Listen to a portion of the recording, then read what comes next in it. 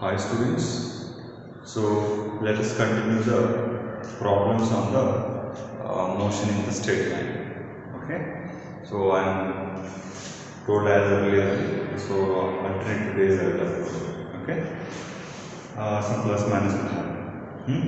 Okay, so here you see the next problem is a police van moving on a highway with a speed of 30 km per hour fires a bullet at the thief's car of the speed 192 km per hour in the same direction.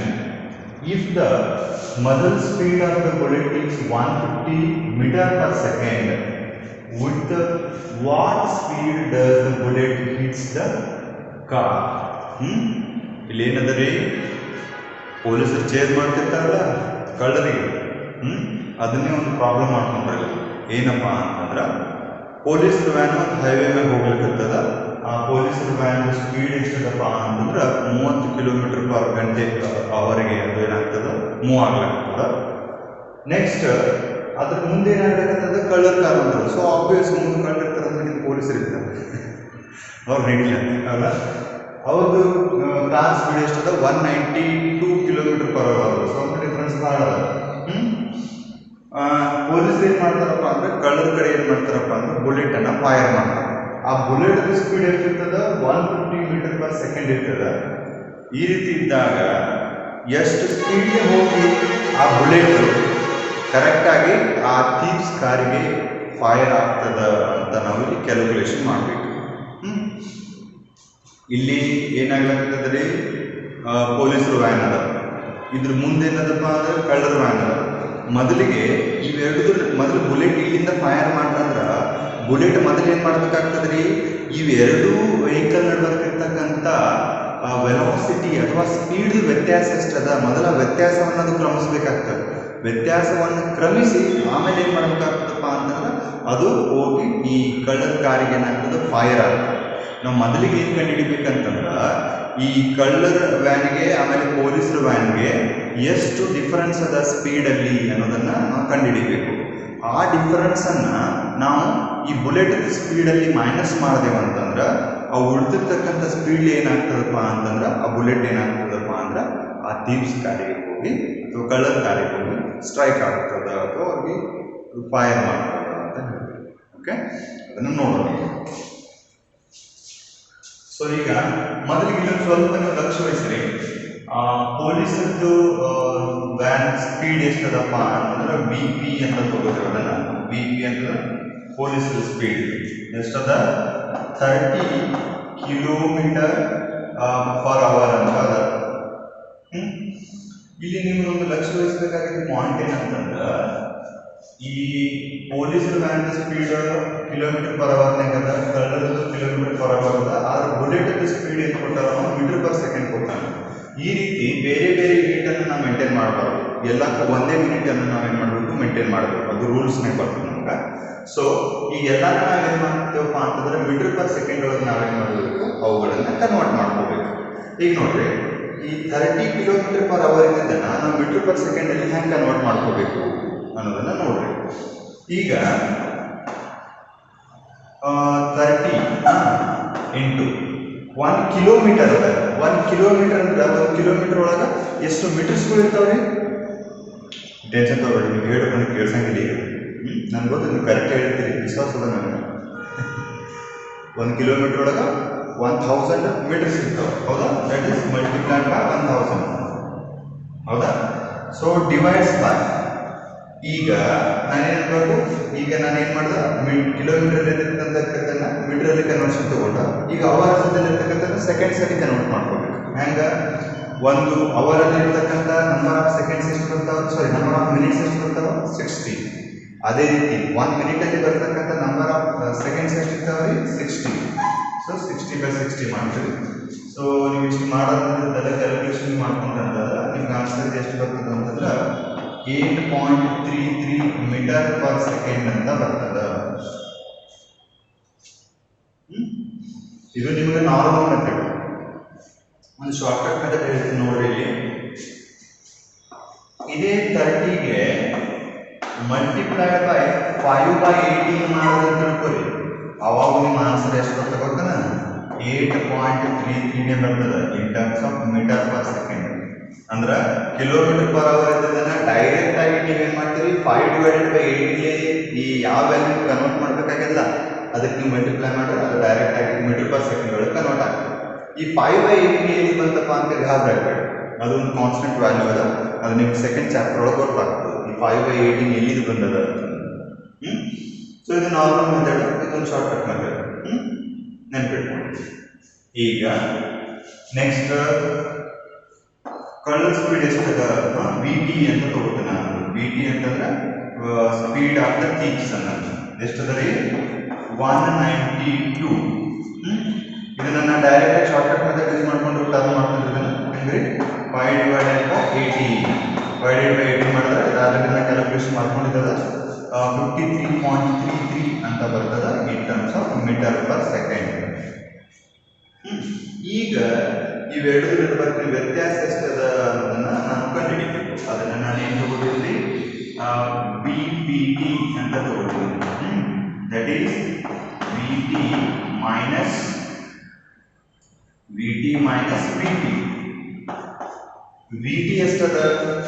ಥೀಪ್ಸ್ velocity 53.33 ಅದ minus of police ಎಷ್ಟದ 8.33 ಅದ. So ಇದು ನಿಮ್ಗೆ ಎಷ್ಟಾಗ್ತದ 45 metre per second ಆಗಿ ಬರ್ತದೆ.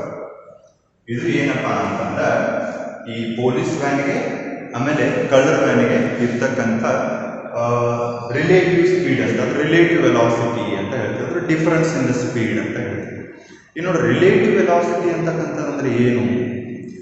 Relative velocity ಅಂತಂದ್ರೆ it is the method to find out the velocity of a object in reference to the other object.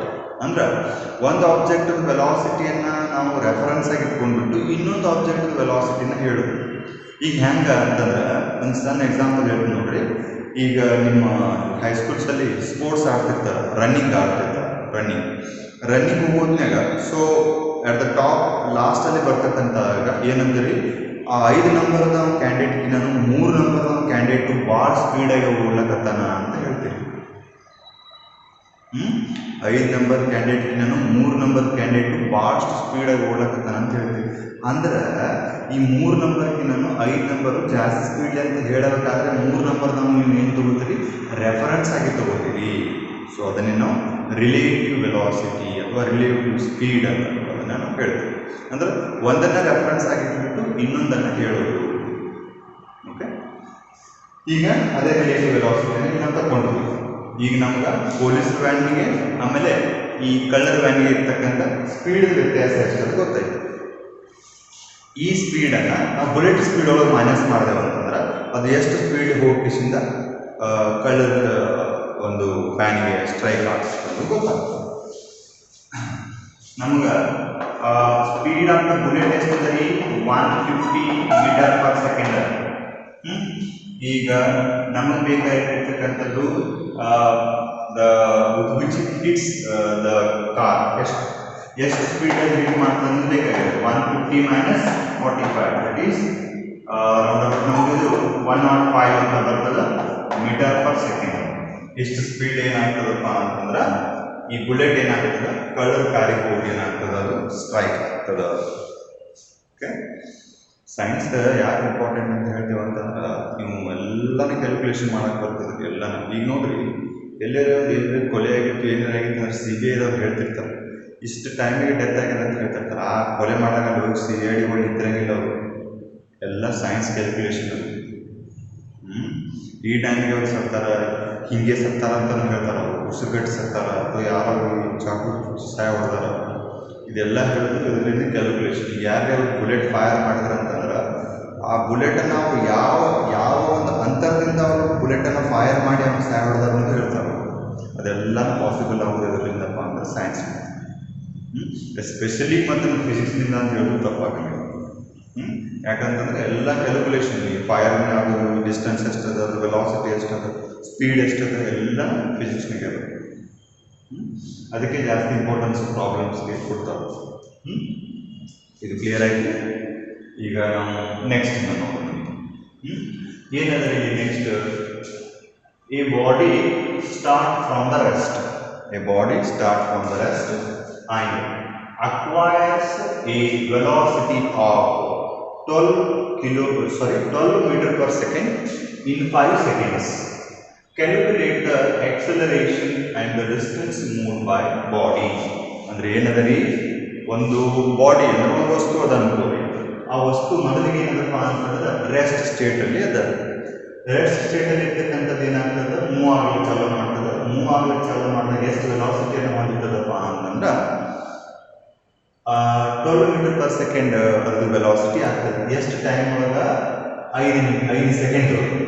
ಅಂದ್ರೆ ನಾವು ಅದಕ್ಕೆ ಎಕ್ಸಲರೇಷನ್ ಎಷ್ಟು ಇರ್ತದೆ, ಆಮೇಲೆ ಡಿಸ್ಟೆನ್ಸ್ ಎಷ್ಟು ಕವರ್ ಮಾಡ್ತದ ಅನ್ನೋದನ್ನ ನಾವು ಇಲ್ಲಿ ಕ್ಯಾಲ್ಕುಲೇಟ್ ಮಾಡ್ತೀವಿ. ನೋಡ್ರಿ, ಅದು ಮೊದಲು ರೆಸ್ಟ್ ಸ್ಟೇಟ್ನಾಗಿತ್ತು, ಈಗ ಮೂವ್ ಆಗ್ಲಕ್ಕತ್ತದ 5 ಸೆಕೆಂಡ್ದಾಗ ಅದು 12 ಮೀಟರ್ ಪರ್ ಸೆಕೆಂಡ್ ಅದು ಮೂವ್ ಆಗ್ಲಕ್ಕತ್ತ. ಅದ್ರ ಎಕ್ಸಲರೇಷನ್ ಏನಾಗ್ತದ, ಆಮೇಲೆ ಅದ್ರ ಡಿಸ್ಟೆನ್ಸ್ ಎಷ್ಟು ಕವರ್ ಆಗ್ತದ ಅಂತ ಕೇಳ್ತಾರೆ. ಈಗ ನೋಡ್ರಿ, ರಾಕೆಟ್ ಲಾಂಚ್ ಮಾಡ್ತಾರೆ. ಆ ರಾಕೆಟ್ ಲಾಂಚ್ ಮಾಡೋದ್ನಾಗ ಇಷ್ಟು ಸ್ಪೀಡ್ ಅದು ಈ ಟೈಮ್ನಾಗ, ಇಷ್ಟು ಸ್ಪೀಡ್ ಅದು ಈ ಟೈಮ್ನಾಗ, ಇಷ್ಟು ಸ್ಪೀಡ್ ಅದು ಈ ಟೈಮ್ನಾಗ ಎಲ್ಲ ಕ್ಯಾಲ್ಕುಲೇಷನ್ ಮಾಡೋದ್ರಿಂದ ಅಂತಂದ್ರೆ ಕೈನೆಮ್ಯಾಟಿಕ್ ಇಕ್ವೇಷನ್ಸ್ಗಳಿಂದ ನಾವೇನನ್ನ ಸಾಲ್ವ್ ಮಾಡ್ತೀವಿ. ಹೆಂಗೆ ಇಲ್ಲಿ ಒಂದು ಸ್ವಲ್ಪ ಎಕ್ಸಾಂಪಲ್ ನೋಡ್ರಿ. ಇಲ್ಲಿ ಏನು ಬರ್ತದ, ಮೊದಲಿಗೆ ಏನೇನು ಕೊಡ್ತಾರ ಅನ್ನೋದನ್ನ ಬರ್ಕೊಳ್ಳಿ. ಆಬ್ಜೆಕ್ಟ್ ಆಟ್ ದ ರೆಸ್ಟ್ ಅಂತಂದ್ರೆ ಅದ್ರ ಇನಿಷಿಯಲ್ ವೆಲಾಸಿಟಿ ಎಷ್ಟಾಗ್ತದಪ್ಪ? When the object is at the rest, what is the velocity? 0. Object rest state ಇತ್ತಂದ್ರೆ ಅದ್ರ ವೆಲಾಸಿಟಿ ಏನಾಗ್ತದೆ? 0 ಆಗ್ತದೆ. ಅದು ಮತ್ತೆ ರೆಸ್ಟ್ನಾಗ ಅಂತ ಹೇಳ್ಯಾರ. ಅಕ್ವೈರ್ಸ್ ಎ ವೆಲಾಸಿಟಿ ಅಂದ್ರೆ ಫೈನಲ್ ವೆಲಾಸಿಟಿ. ಫೈನಲ್ ವೆಲಾಸಿಟಿ ಏನಂತ ತಗೋತಿದ್ದನ್ನ 12 metre per second. Okay, time ಕೊಟ್ಟಾರ, ಇನ್ನು 5 ಸೆಕೆಂಡ್ಸ್ ಅಂತ ಕೊಟ್ಟಾರ. ಹೌದಾ? ಎಕ್ಸಲರೇಷನ್ ಅನ್ನ ಕಂಡುಹಿಡಿಯಬೇಕು. ಕೈನೆಮ್ಯಾಟಿಕ್ ಇಕ್ವೇಷನ್ಸ್ ಅಲ್ಲಿ ಬರ್ತಕ್ಕಂಥ ಫಸ್ಟ್ ಇಕ್ವೇಷನ್ ಯಾವ್ದಪ್ಪ ಅಂತಂದ್ರೆ second equation, v equal to u plus at ಅಂತಕ್ಕಂಥ ಫಾರ್ಮುಲಾ ಬರ್ತದೆ. ನಮಗೆ ಬೇಕಾಗಿದ್ದೇನು? ಎಕ್ಸಲರೇಷನ್ ಬೇಕಾಗದ. ಈ ಇಕ್ವೇಷನ್ ಅನ್ನ ಏನ್ ಮಾಡಿ ಬರ್ಕೋರಿ? ಎಕ್ಸಲರೇಷನ್ ಫಾರ್ಮ್ ನ ಬರ್ಕೋಬೇಕು. ಹ್ಯಾಂಗ್ ಬರ್ಕೋಬೇಕು ನೋಡಿ, ಇಲ್ಲಿ v ಅದಲ್ಲ, u ಅನ್ನು ಏನ್ ಹೆಚ್ಚು ಕಡೆ ತಗೋಬೇಕು, ಈ ಕಡೆ AT ಯಾರು. ನೆಕ್ಸ್ಟ್ a ಒಂದೇ ಬೇಕಾಗಿಲ್ಲ ಅಂದ್ರೆ t ಡಿವೈಡ್ ಮಾಡಿ, ಅದೇನ್ ಬರ್ತದ? a equal to v minus u divided by t. Okay, v ಅಂತಂದ್ರೆ ಫೈನಲ್ ವೆಲಾಸಿಟಿ, u ಅಂತಂದ್ರೆ ಇನಿಷಿಯಲ್ ವೆಲಾಸಿಟಿ, t ಅಂತಂದ್ರೆ ಟೈಮ್. ನೋಡ್ರಿ, ಫೈನಲ್ ವೆಲಾಸಿಟಿ ಇರ್ತದೆ 12 ಅದ, ಇನಿಷಿಯಲ್ ವೆಲಾಸಿಟಿ ಎಷ್ಟು ಅದ? 0 ಅದ, ಡಿವೈಡ್ ಬೈ ಟೈಮ್ ಎಷ್ಟು ಅದ? 5 ಅದ. ಸೊ ಇದು ನಿಮಗೆ 2.4 ಅಂತ ಬರ್ತದೆ metre per second square. Acceleration ಅನ್ನ ನಾವು ಮೀಟರ್ ಪರ್ ಸೆಕೆಂಡ್ ಸ್ಕ್ವೇರ್ ಅಲ್ಲಿ ಅಳಿತೀವಿ. ಸೊ ನಮ್ಗೆ ಏನು ಕಂಡಿಡ್ತೀವಿ? ಎಕ್ಸಲರೇಷನ್ ಎಷ್ಟದ ಅನ್ನೋದನ್ನ ನಾವಿಲ್ಲಿ ಕಂಡಿಡ್ತೀವಿ.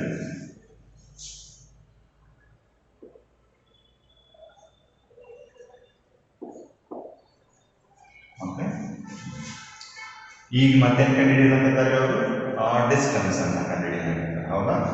ಆ ಡಿಸ್ಟೆನ್ಸ್ ಅನ್ನು ಕಂಡುಹಿಡಿಯಂತಂದ್ರೆ ಯಾವ ಫಾರ್ಮುಲಾ ಯೂಸ್ ಮಾಡ್ತೀರಿ? ಇಲ್ಲಿ s equal to ut plus half at square formula. ನೋಡ್ರಿ, ನೀವು ಪ್ರಾಬ್ಲಮ್ ನಾನು ಫಾರ್ಮುಲಾ ಬರ್ಸಿದಾಗ ಇಲ್ಲಿ v ನಾಟ್ ಅಂತ ಬರ್ಸಿರ್ಬೋದು. v ನಾಟ್ ಅಂತಂದ್ರೆ ಇನಿಷಿಯಲ್ ವೆಲಾಸಿಟಿನೇ, ಗಾಬರಿ ಬೇಡ್ರಿ. ಸಿಂಬಲ್ ಚೇಂಜ್ ಆಗ್ತಿರ್ತಾವ, ಅದು ಮಿನಿಮಮ್ ಅದೇ ಇರ್ತಾವ. ಈಗ ನೋಡಿ, ಇನಿಷಿಯಲ್ ವೆಲಾಸಿಟಿ ಎಷ್ಟದ? ಇಲ್ಲಿ 0 ಅದ. 0 ಇಂಟು t ಅಂತಂದ್ರೆ 0ನೇ ಬರುತ್ತಲ್ಲ, ಪ್ಲಸ್ 1/2. ಎಕ್ಸಲರೇಷನ್ ಕಂಡಿದ್ದೀನಿ ಟೈಮ್ 2.4 ಇಂಟು t ಸ್ಕ್ವೇರ್ ಅಂತಂದ್ರೆ 5 ಸ್ಕ್ವೇರ್. ಸೊ ಇದೆಲ್ಲ ಕ್ಯಾಲ್ಕುಲೇಷನ್ ಮಾಡ್ಕೊಂಡ್ರೆ ನಮಗೆ 30 ಮೀಟರ್ ಆನ್ಸರ್ ಬರ್ತದೆ. ಓಕೆ, ಸೊ ಈ ರೀತಿಯಾಗಿ ನಾವೇನು ಮಾಡ್ಬೋದಪ್ಪ ಅಂತಂದ್ರೆ ಈ ಕೈನೆಮ್ಯಾಟಿಕ್ ಇಕ್ವೇಷನ್ಸ್ಗಳದ್ದು ಮೇನ್ ಇಂಪಾರ್ಟೆನ್ಸ್ ಇದೆ. ನೀವು ಗೊತ್ತಿರತಕ್ಕಂಥ ಥಿಂಗ್ಸ್ಗಳನ್ನು ಬೈ ಸಿಂಪಲ್ ಮ್ಯಾನರ್ ನಾವೇನು ಮಾಡ್ಬೋದು, ಅವುಗಳನ್ನು ಕಂಡುಹಿಡ್ಕೋಬಹುದು. ಹೇಳ್ತಾರೆ, ಇಷ್ಟೇ ದೂರದಲ್ಲಿಂದ ಅವರು ಬುಲೆಟ್ ಫೈರ್ ಮಾಡಿದಂತ ಹೆಂಗೆ ಕಂಡುಹಿಡಿತಾರೆ? ಇದರಲ್ಲಿ ಕಂಡುಹಿಡಿತಾರೆ. ಇಷ್ಟೇ ವೆಲಾಸಿಟಿಲೇ ಬುಲೆಟ್ ಹೋಗೋದು ಫೈರ್ ಆಗಿದೆ ಅಂತ ಯಾಕೆ ಕಂಡಿಡ್ತಾರೆ, ಇಷ್ಟು ಇದರಲ್ಲಿ ಕಂಡಿಡ್ತಾರೆ. ಓಕೆ, ಈಗ ನಾವು ನೆಕ್ಸ್ಟ್ ಬೇರೆ ಪ್ರಾಬ್ಲಮ್ ಅನ್ನು ನೋಡೋಣ. Will continue.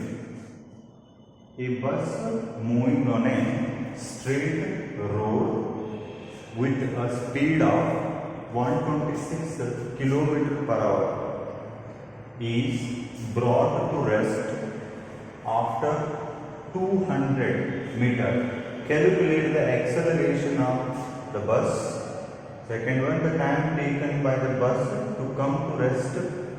To calculate. ಇಲ್ಲಿ ಏನದಲ್ಲಿ ಒಂದು ಬಸ್ ಏನಾಗಿದೆಪ್ಪ ಅಂತಂದ್ರೆ ಸ್ಟ್ರೇಟ್ ರೋಡ್ ಒಳಗೆ ಮೂವ್ ಆಗ್ಲಾಗ್ತದ. ಎಷ್ಟು ಸ್ಪೀಡ್ ಮೂವ್ ಆಗ್ತದಪ್ಪ ಅಂತಂದ್ರೆ 126 ಕಿಲೋಮೀಟರ್ ಪರ್ ಅವರಿಗೆ ಅದು ಅಷ್ಟು ಸ್ಪೀಡ್ ಮೂವ್ ಆಗ್ತದೆ. ಅದನ್ನ ಏನು ಮಾಡ್ತಾರಪ್ಪ ಅಂತಂದ್ರೆ ರೆಸ್ಟಿಗೆ ತೊಗೊಂಡು ಬರ್ತಾರೆ. ನೆನ್ಪಿಟ್ಕೋರಿ, ಆಬ್ಜೆಕ್ಟ್ ಮೊದಲು ಮೂವ್ ಆಗ್ಲಕತ್ತದ, ಆಮೇಲೆ ಬಂದ ರೆಸ್ಟಿಗೆ ಬರ್ತದೆ. ಅದರ ಅರ್ಥ ಮೊದಲು ಇನಿಷಿಯಲ್ ವೆಲಾಸಿಟಿ ಅದ, ಫೈನಲ್ ವೆಲಾಸಿಟಿ 0 ಆಗ್ತದೆ. ಯಾಕಂದ್ರೆ ಅದನ್ನ ತಂದು ಅವ್ರು ರೆಸ್ಟಿಗೆ ನಿಂದಿರ್ಸ್ಲಕತ್ತಾರೆ. ರೆಸ್ಟ್ ಮಾಡ್ತದಂತಂದ್ರೆ ಅದ್ರ ವೆಲಾಸಿಟಿ 0 ಆಗ್ತದೆ, ಫೈನಲ್ ವೆಲಾಸಿಟಿ. ಆಫ್ಟರ್ 200 ಮೀಟರ್ ಅಂದರೆ 200 ಮೀಟರ್ ಡಿಸ್ಟೆನ್ಸ್ ಅದು ಟ್ರಾವೆಲ್ ಮಾಡೋಣ, ಅದನ್ನು ಅವರು ರೆಸ್ಟಿಗೆ ತೊಗೊಂಡು ಬರ್ಲಾಗ್ತದೆ. ಎಕ್ಸಲರೇಷನ್ ಆಫ್ ದ ಬಾಡಿಯನ್ನು ನಾವು ಕಂಡುಹಿಡಿಯಬೇಕು. ಇಲ್ಲಿ ಎಕ್ಸಲರೇಷನ್ ಜಾಸ್ತಿ ಆಗ್ತದೆ, ಕಡಿಮೆ ಆಗ್ತದೆ, ಕಡಿಮೆ ಆಗ್ತದೆ. ಯಾಕಂದ್ರೆ ಆಬ್ಜೆಕ್ಟನ್ನು ಮೂವ್ ಆಗ್ತಕ್ಕಂಥ ಆಬ್ಜೆಕ್ಟನ್ನು ನಾವೇನು ಮಾಡಕತ್ತೀವಿ, ನಿಂದ್ರಿಸ್ಲಕತ್ತೀವಿ ಅಂದ್ರೆ ಬರ್ತಕ್ಕಂಥದ್ದು ಎಕ್ಸಲರೇಷನ್ ಮೈನಸಲ್ಲಿ ಬರ್ತದೆ.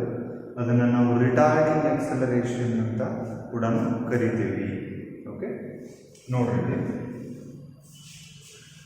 ಈಗೇನು ಕೊಟ್ಟಿದಾರ,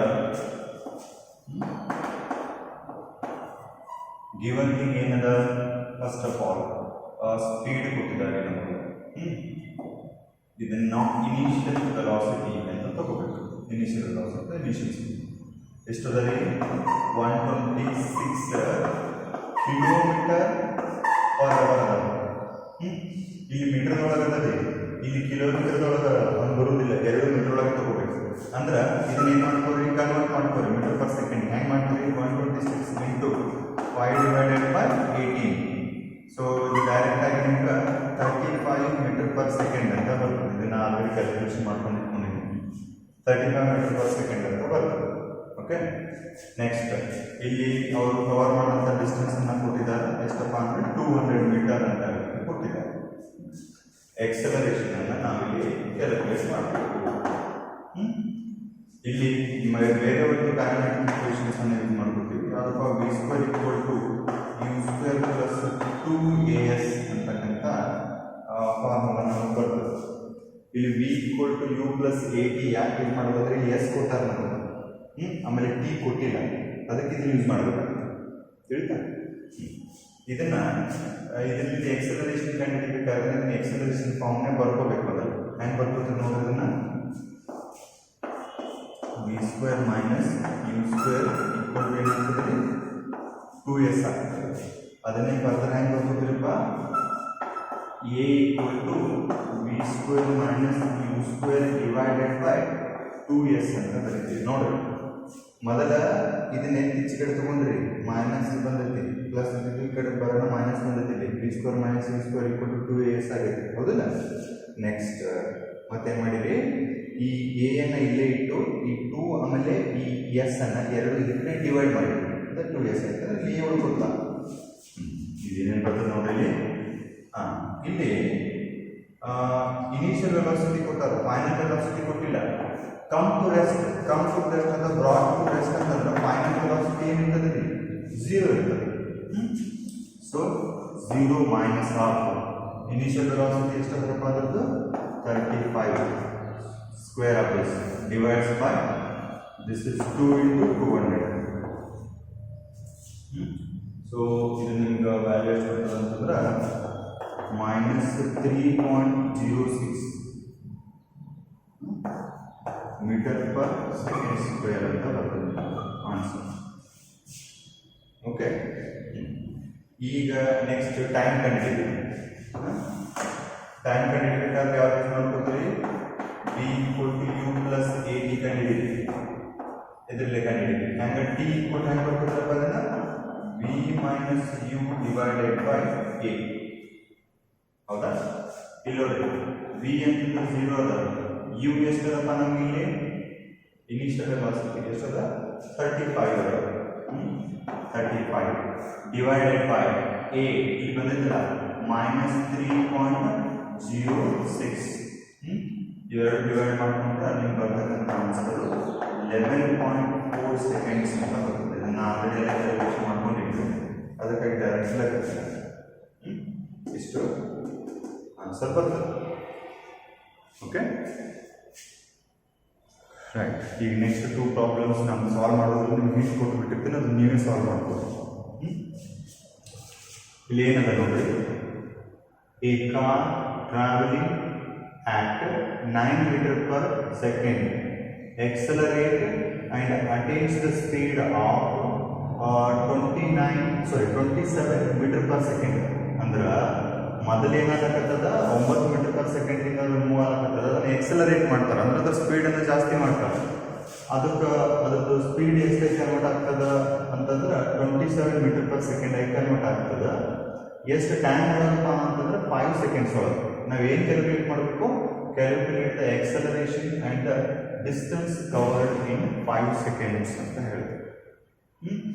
ಸೊ ಇಲ್ಲಿ ಫಸ್ಟಿಗೆ ಏನೇನು ಕೊಟ್ಟಾರ ನೋಡ್ರಿ, ಇನಿಷಿಯಲ್ ವೆಲಾಸಿಟಿ ಕೊಟ್ಟಾರ.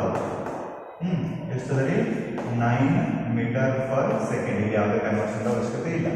ಆಮೇಲೆ ಫೈನಲ್ ವೆಲಾಸಿಟಿ ಎಷ್ಟು ಕೊಟ್ಟಾರೆ 27 ಮೀಟರ್ ಪರ್ ಸೆಕೆಂಡ್. ಆಮೇಲೆ ಟೈಮ್ ಕೂಡ ಕೊಟ್ಟಾರ ಅವರು, ಎಷ್ಟದರಿ 5 ಸೆಕೆಂಡ್ಸ್ ಅಂತ ಹೇಳ್ತಾರ. ಇಲ್ಲಿ ನಾವೇನು ಕಂಡುಹಿಡಿಬೇಕ್ರಿ, ಎಕ್ಸಲರೇಷನ್ ಅನ್ನು ಕಂಡುಹಿಡಿಬೇಕು. ಆಮೇಲೆ ಇವೆಲ್ಲ ಗಿವನ್ ಥಿಂಗ್ಸ್ ಇಲ್ಲ ಕೊಟ್ಟಿರ್ತಕ್ಕಂಥ ದತ್ತಾಂಶ. ಓಕೆ, ಇಲ್ಲೇನು ಮಾಡ್ತೀವಿ, v equal to u plus a b. ಇದನ್ನ ಯೂಸ್ ಮಾಡ್ಕೊಂಡು ಏನು ಕಂಡುಹಿಡಿದೀವಿ, ಎಕ್ಸಲರೇಷನ್ ಅನ್ನು ಕಂಡುಹಿಡಿದೀವಿ.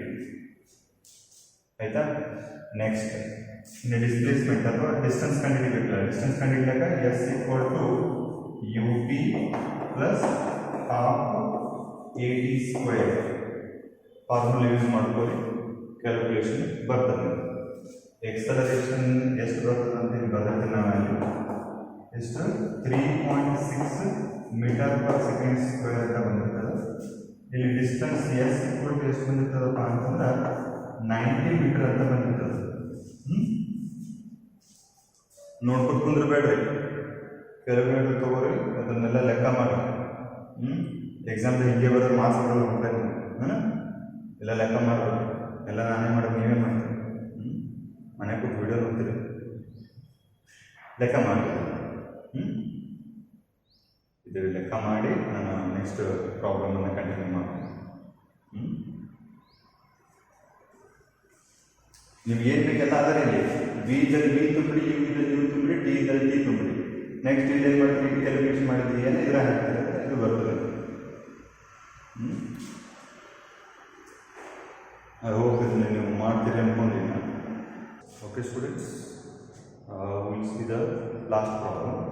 That is brakes are applied to a car traveling at 30 meters per second. Its velocity is reduced to 20 meters per second in 5 seconds. Calculate the retardation produced by the brakes and also calculate the distance covered in 5 seconds. ಇಲ್ಲಿ ಏನಾಗ್ತದೆ ರೀ, ಒಂದು car ಏನಾಗತ್ತೆ, ಅದು move ಆಗತ್ತದ. Move ಆಗೋದ್ಮೇಲೆ ಅದಕ್ಕೆ break apply ಮಾಡ್ತಾರೆ. Break apply ಮಾಡೋಣ, ಮೊದಲದ ಎಷ್ಟು ಸ್ಪೀಡ್ ಮೂವ್ ಆಗ್ತಿರ್ತದೆ ರೀ, 30 ಮೀಟರ್ ಪರ್ ಸೆಕೆಂಡ್ಲಿ ಮೂವ್ ಆಗ್ತಿರ್ತದೆ. ಅದು ಇನಿಷಿಯಲ್ ವೆಲಾಸಿಟಿ.